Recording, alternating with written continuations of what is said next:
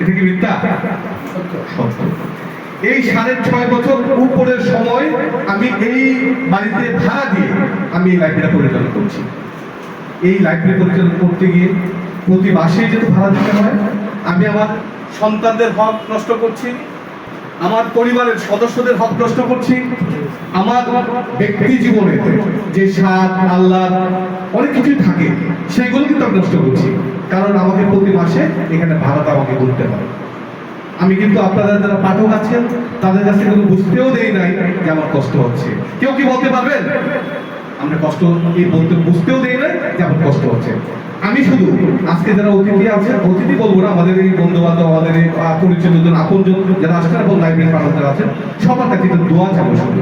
আমি এই লাইব্রেরিটাকে যেন যে শুরু করেছিলাম এবং নাম দিয়েছিলাম উত্তরা পাবলিক লাইব্রেরি। এটা আমার কোনো ব্যক্তির নামে দেয়নি, আমার বাবার নামে দেয়নি, বা আমার ব্যক্তিগত সত্তা আমার উত্তরসূরি তাদের নামে দেয়নি। এটা দিয়েছি উত্তরার নামে।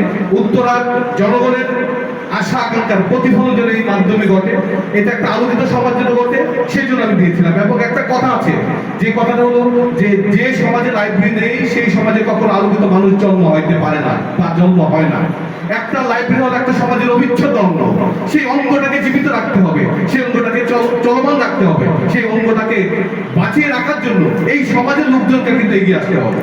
আমরা সেই লাইব্রেরিটা করেছি মানুষের কল্যাণের জন্য, মানুষের উপকারের জন্য।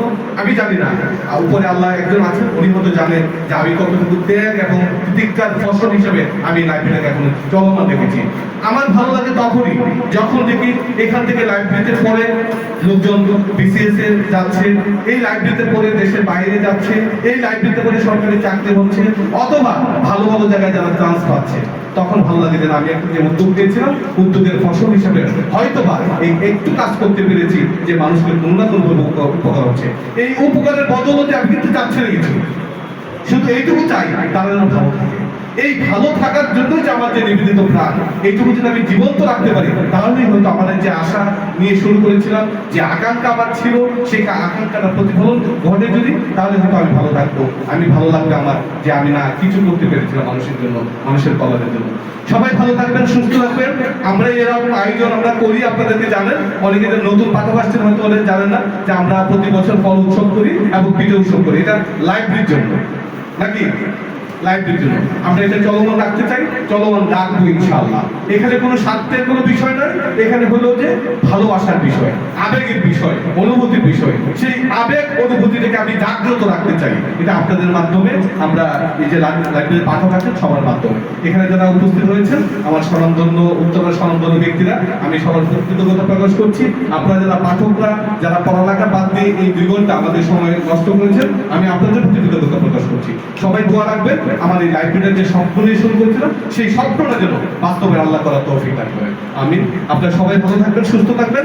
আমরা খাবারের ফল, যেহেতু ফল উৎসব, ফলের আয়োজন আছে, আপনারা এখান থেকে এই যে টেবিলে সব সাজানো আছে, আপনারা একজন এক এক করে নিয়ে এসে তারপর আপনারা আপনাদের টেবিলে বসে খাবেন। আর এই অনুষ্ঠান করতে গিয়ে কাউকে অনেকেরই কষ্ট দিয়েছি, যদি কষ্ট মনে করে থাকেন আমার খাবার সুন্দর দৃষ্টিতে দেখবেন। আর ভালো তো করার শেষ নাই, ভালো করার ইচ্ছা তো থাকে, কিন্তু ইচ্ছাটুকু তো আসলে অনেক কিছু নির্ভর করে হলো যে পরিবেশ পরিস্থিতি এবং আর্থিক সংগতির এটার উপরে নাকি। তো আমি তো চেষ্টা করে যাই, কি হবে না হবে এটা ভেবে করি না, শুধু চেষ্টা করি। আমি সবার সাথে থাকতে চাই, সবাই আমার জন্য দোয়া করবেন। আমরা সবাই একটু এখান থেকে আমরা মানে ফল নিয়ে খাবো, সব দেশি ফল। হ্যাঁ, আর আমার এই ভাই, আমাদের যে নবনির্বাচিত সাধারণ সম্পাদক, এবং আজকে যার শিপারের কথা বলবো, শিপার আসছিল, শিপার আমার এখানেই ছিল, এই রুমেই থাকে 5 বছর সে অতিবাহিত করেছে। শিপার মিষ্টি নিয়ে আসছিল আমার জন্য, যে নির্বাচনে ফাঁস করেছে নির্বাচন, আর এই ভাইও মিষ্টি ভোগ করাবে সবাইকে। ঠিক আছে, আপনাদের জন্য ওনাদের জন্য দোয়া করবো। ঠিক আছে, সবাই ভালো থাকবেন। আসসালামু আলাইকুম ওয়া রাহমাতুল্লাহ।